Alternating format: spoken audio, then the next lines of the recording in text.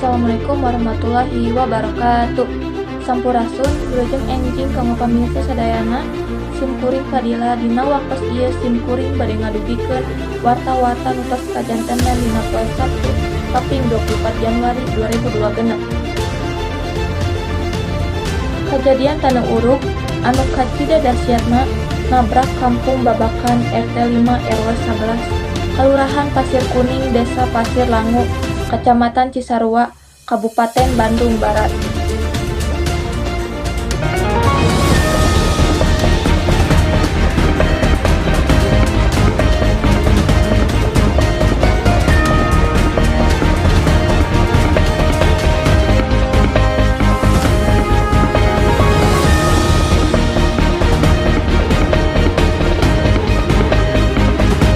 Pamirsa sadayana, proses pelarian jeung penanganan korban keneh terus dilaksanakeun ku tim gabungan di lokasi bencana. Mugia korban dipasieun kakuatan jeung kasabaran sarta kulawarga anu katarajang dipaparin katabahan.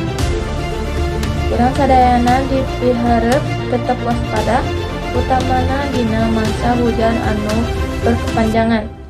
Sabab potensi longsor masih keneh aya. Simkuring mun sakitu warta anu tiasa ditetepkeun dina waktos ieu.